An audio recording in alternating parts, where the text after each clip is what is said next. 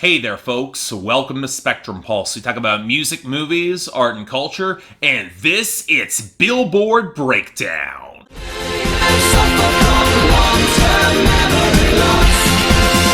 I don't remember. So I'm not sure how to evaluate what happened in the Hot 100 this week. I mean, obviously there was going to be some slide towards conventionality as Post Malone's album bomb continues to fade, but there seemed to be more going on here. Songs from artists that I had never heard of showing up on the charts, and other songs changing in ways that I would not predict or expect, or in some cases, not really changing much at all when I was expecting it to. Case in point, our top 10, where for a second week, This Is America by Childish Gambino is at number 1. Now, as I said last week, I like the song. I'm happy it took number 1, but I can't be the only one a little bit amazed at its dominance lasting a second week, right? It's finally picking up some airplay on the radio, sure, but its margins on YouTube are shrinking compared to its competition. But I guess this week it picked up on the on-demand streams where it needed to match the huge sales, so it's still very much dominant for now. Now, that's not saying Nice for What by Drake isn't a challenger, though. A lot of upward radio momentum right behind it in sales and streaming, although really, if you look closer at the YouTube numbers, you'd see that God's Plan somehow remains bigger. Now, it's at number 3 for another week as airplay and sales are slowly declining, but again,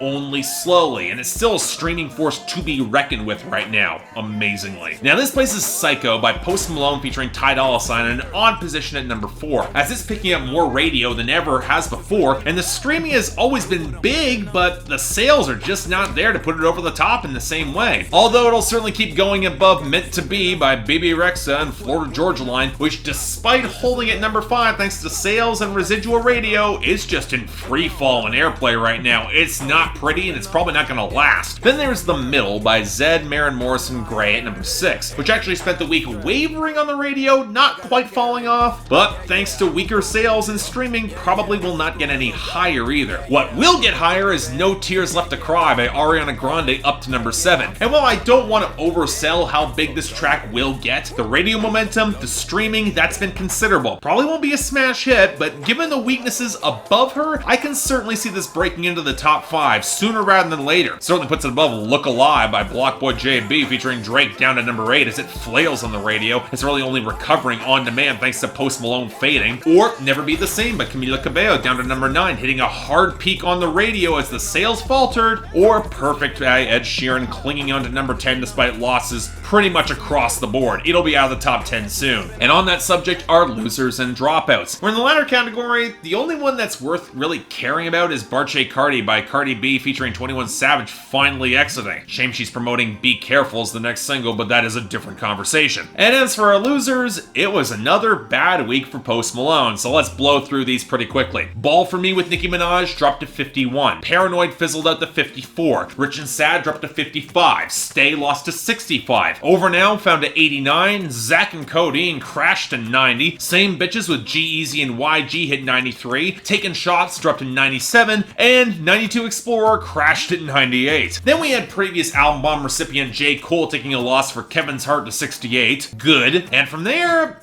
well, it's not really all that coherent. It's pretty scattered. No, I'm not pleased that Say Something by Justin Timberlake featuring Chris Stapleton fell to 100. At this rate, it's going to be out of the Hot 100 too early to make the year-end list. Or that Beautiful Crazy by Luke Combs utterly crashed off the debut last week to 99 because apparently country radio isn't giving it any support whatsoever. Get on that country radio. But the rest of these, I'm not going to complain that Dame Tu Cosita by El Chombo is down to 57, or that Watch by Travis Scott featuring Lil Uzi Vert and Kanye West fell to 42. What's kind of intriguing is that Nicki Minaj's Chun-Li fell hard to 29, mostly because streaming has really underperformed for that song, which, oh well. Now look, I'm not going to get bent out of shape about Nicki Minaj here when I've got the gains and returning entries to care about, and alright, yeah, Moonlight by XXXTentacion is back at 88, but at least Cry Pretty by Carrie Underwood came back to 95 along with it, and that's not a bad thing. And when I take a look at our gains, honestly, it's hard to get all that annoyed by any of this. The worst is probably I Like Me Better by Low rising up to 61, probably because it seems like it's getting a radio push, finally. But beyond that, I'm not really gonna complain about Red Roses by Lil Skies and Landon Cube rebounding to 87, or that On the Way by Khalid, Ty Dolla $ign, and Black rose up to 66, or that I Lived It by Blake Shelton picked up to 70, or even that Sit Next to Me by Foster the People picked up to 72. Yes, the song has a lot of real problems that I've discussed at length, but the groove is at least decent, and if it propels more indie rock on the charts, that's good. Then we got our gains off the debuts, like Mercy by Brett Young up to 86, and Done For Me by Charlie Puth featuring Kalani to 53. That last one's considerable. I did not expect it to pick up as much as it did, but good sales thanks to the album will help, and it's got radio momentum, so this could be a hit soon. And finally, we got two gains that are actually maintaining momentum. One Kiss by Calvin Harris and Dua Lipa up to 39, mostly because the radio adores it. And to my shock,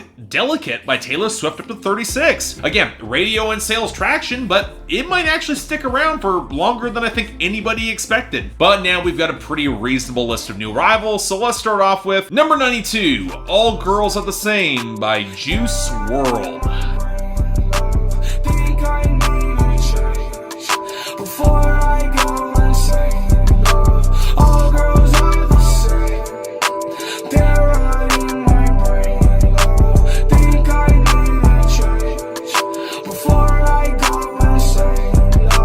Okay, maybe I'm just completely out of touch, but this guy was not even on my radar. I was expecting Playboi Carti to get something off of Die Lit, and trust me, we'll get to that. But apparently, Juice WRLD is the newest act from SoundCloud to nab a major record deal with Interscope and get 2 singles through this week, with this one apparently netting him some critical acclaim on outlets that I would presume to respect, whereas all I really hear is a Post Malone wannabe with somehow even drearier production as he bitches about all the girls that did him wrong with some of the most flat, emo rap content I have heard in a long time. Seriously, if you did this to a pop punk artist in the late 90s or early 2000s, I'd probably laugh at it, but there'd at least be sweet guitars or a real hook to it instead of these really cheap auto-tune filters and desaturated pianos, and even then it'd still probably be really insufferable. So yeah, no chance in hell I'm gonna go back to this song or recommend it. Next, number 91, Lust by Lil Skies. It's a lot of lust, not a lot of love. Hey, I stack it up, can't get enough. See a shorty with you, she look at me and she blush.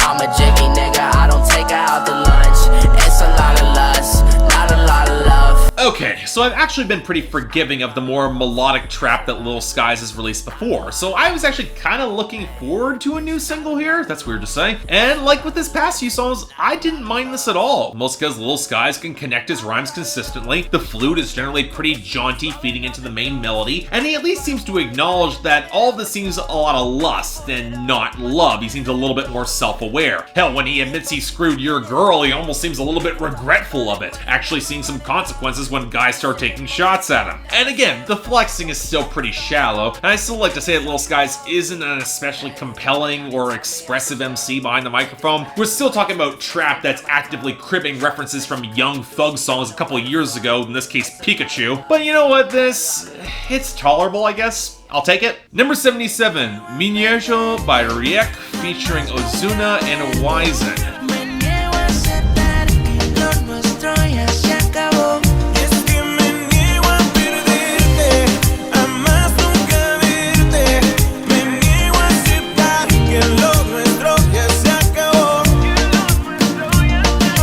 Whereas this song was absolutely something I was not looking forward to, because Ozuna has continued to be one of the most annoying reggaeton singers charting hits these days, and the last time he teamed up with Wisin, it didn't really go all that well, namely because I don't remember it. And this time, man alive, if there was a song that could have afforded to get rid of both of the guest stars immediately, it's this one, because Reik steps up to the microphone with a sort of natural charisma and smooth, natural lower vocal range that neither Ozuna or Wisin can credibly match here. Now granted, it's not really helped by the fact the song has to lean into the flat, buzzy reggaeton beat rather than the acoustic foundation that it starts with and then just integrates in on every single pre-chorus, but whenever Reik gets back on the microphone, the song actually gets kind of interesting, a little bit compelling here. Now, shame the lyrics don't really help get it there. It's basically a song where none of the artists can accept the fact the relationship is over, and then they just wallow up in angst, with Wisin's verse being particularly overdone and kind of embarrassing. But again, I can see a place where some of this song could have worked. Unlike, say, number 74, Lucid Dreams by Juice WRLD. Take back the love that I gave you. It's to the point where I love and I hate you, and I cannot change you, so I must replace you. Oh, easier said than done. I thought you were the one listening to my heart instead of my head. You found another one, but I am the better one. I won't let you forget me.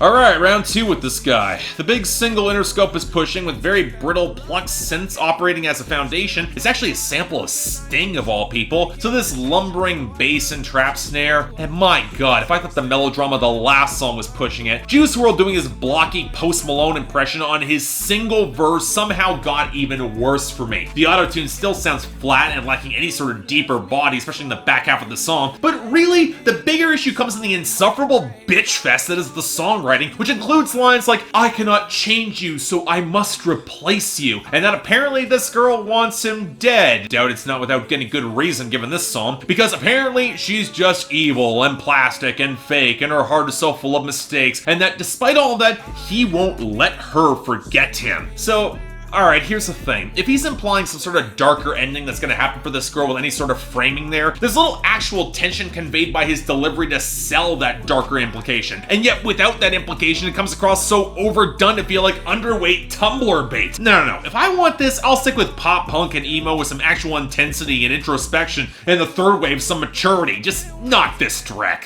Next, number 50, Back to You by Selena Gomez. I'd go back to you.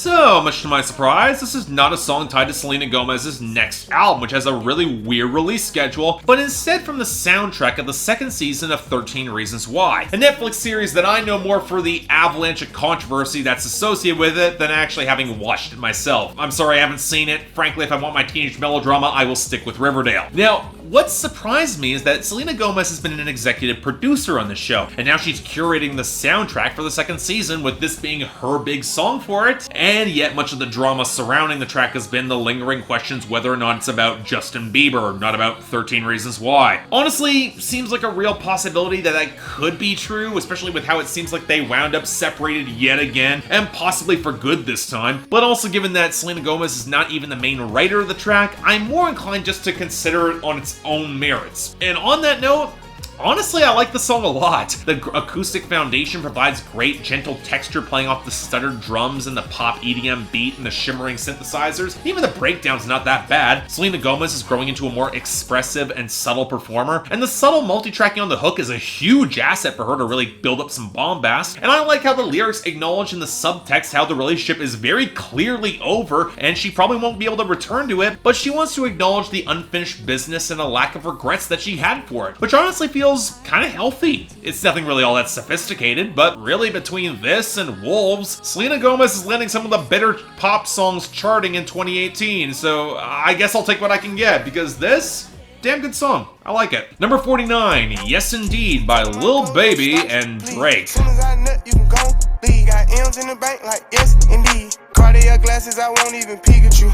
Yellow Ferrari like Pikachu. I got him waiting and watching what he gon' do. Tryna pee what I do, tryna steal my moves. I literally forgot that Lil Baby had another song on the Hot 100 before this collaboration, and that I actually covered it. Now, for the life of me, I can't actually remember anything about it, but apparently Lil Baby's getting a second chance at the big Drake feature. And how is it this week that we keep getting references to Young Thug's Pikachu? Because Lil Baby does it here too in his verse. Not a good idea either, given how similar his style is to Young Thug. And he's also inherently inherited the penchant for awful lines, like about how his lawyer is a Jewish like he voodoo, and the line, wah wah wah bitch I'm Lil Baby. Seriously, is anybody expecting you to take you seriously after that? I mean, I guess the best thing I can say is that the muted melodic sample behind the trap beat sounds okay, but with Drake flexing in an utterly flat monotone with nothing interesting to say, and Lil Baby still sounding like a less interesting version of what Young Thug does when he's not trying to be interesting, why does anybody need or care about this song? And on that note, number 46, Shoota by Playboi Carti featuring Lil Uzi Vert. Meet me in the alley with the troops. I got red shooters, I got blue. Lay that thing down and point at you. Alright, look, I get why people praise Playboi Carti, a rapper with such fundamentally limited skills. He's most well known for ad-libs and slightly better than average production. And believe it or not, I'm not explicitly against that, providing there is something there that remains compelling or catchy. I mean, I've defended crunk music on the same level of lyricism before. And with this, oh my god, if this was a stronger week and the production wasn't as good, I'd be way harder on it. Again, the flexing is painfully shallow for as much as they both emphasize how they're taking your girl, and neither can ride the speed all that well, although Playboi Carti's arguably better with his odd, crunchy flow that he has. But really, what anybody cares about this is the production. A glossy, skittering strings oscillation picking up off of a darker keyboard line that actually breaks into the blocky trap beat on the hook really well with some higher shimmering elements. It sounds really sugary and really pleasant. I actually kind of really like the production on this song. Shame that nobody sang anything that's worthwhile with any significant presence, but for what it is, it's passable, I guess. Only barely, though. So yeah, not really a good week here, and I cannot pick an honorable mention, I'm sorry. So, just best and worst, and we're going with the best to Back to You by Selena Gomez, and the worst to Lucid Dreaming by Juice WRLD for just being utterly insufferable. Let's hope this guy does not stick around. But next week, it's hard to tell what's going to happen. I don't see any upcoming album bombs, but we might get new Camila Cabello, oh, and that BTS song's going to break, so who knows. But till then, I'm Mark. You're watching Billboard Breakdown on Spectrum Pulse, and I'll see you next time.